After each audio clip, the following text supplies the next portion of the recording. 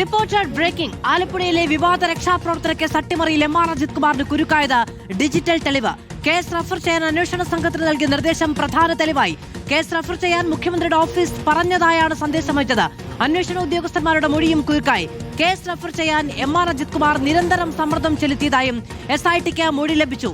കൂടുതൽ ഉദ്യോഗസ്ഥർക്കെതിരെ നടപടി വന്നേക്കും. ആർ റോഷിപാൽ വിവരങ്ങളുമായി ചേരുകയാണ്. റോഷിപാൽ, പഴുതടച്ചുള്ള തെളിവുകൾ വേണമെന്ന നിർബന്ധ ബുദ്ധി ഈ കേസിൽ റിപ്പോർട്ട് സമർപ്പിക്കുന്നതിന് മുമ്പ് സ്വീകരിച്ചത് ഈ തെളിവുകളടക്കം പുറത്തുവരാനുള്ള കാരണമായോ?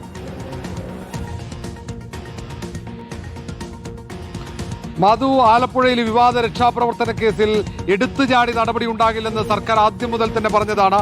പോലീസ് മേധാവി നൽകിയ റിപ്പോർട്ട് ആഭ്യന്തര സെക്രട്ടറി പരിശോധിച്ച് ആഭ്യന്തരമന്ത്രി രമേശ് ചെന്നിത്തല അത് മുഖ്യമന്ത്രിയുമായി ചർച്ച നടത്തിയതിനു ശേഷം മാത്രമാണ് നടപടിയെടുത്തത്.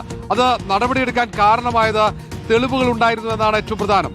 DYSP അടക്കമുള്ള ഉദ്യോഗസ്ഥന്മാർക്ക് എം ആർ കുമാർ ചില സന്ദേശങ്ങൾ അത് വാട്സപ്പ് വഴി അയച്ചിരുന്നു. ആ സന്ദേശങ്ങൾ പറഞ്ഞത് ഈ കേസ് എത്രയും പെട്ടെന്ന് റെഫർ ചെയ്യണം എന്നായിരുന്നു.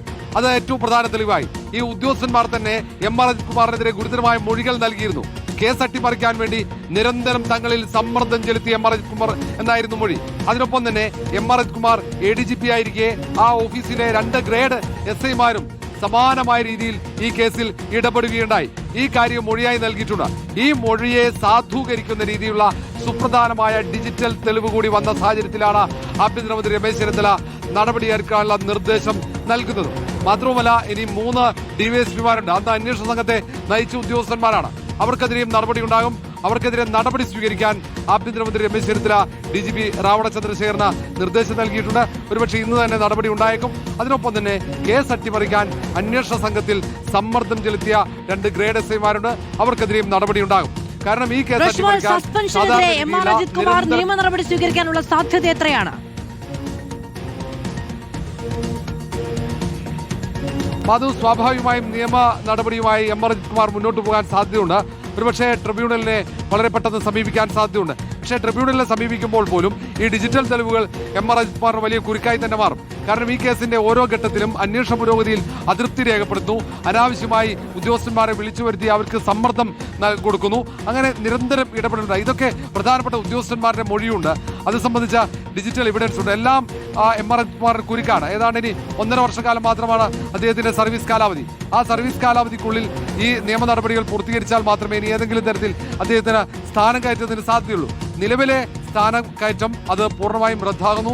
പകരമോടെ S ശ്രീജിത്ത് DGP പദവിയിലേക്ക് ഉയർത്തപ്പെടും.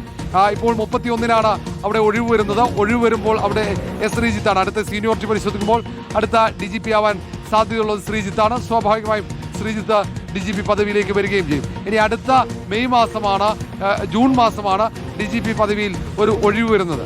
ആ സമയത്തിനുള്ളിൽ ഈ കേസും നടപടിക്രമങ്ങളും പൂർത്തിയായി കഴിഞ്ഞാൽ ഒരുപക്ഷെ എം ആർ അജിത് കുമാറിന് വീണ്ടും സർവീസിൽ തിരിച്ചെത്തി കൂടുതൽ ഉദ്യോഗസ്ഥർക്കെതിരെ നടപടി ഉണ്ടാകും എന്ന വിവരങ്ങളുമുണ്ടോ?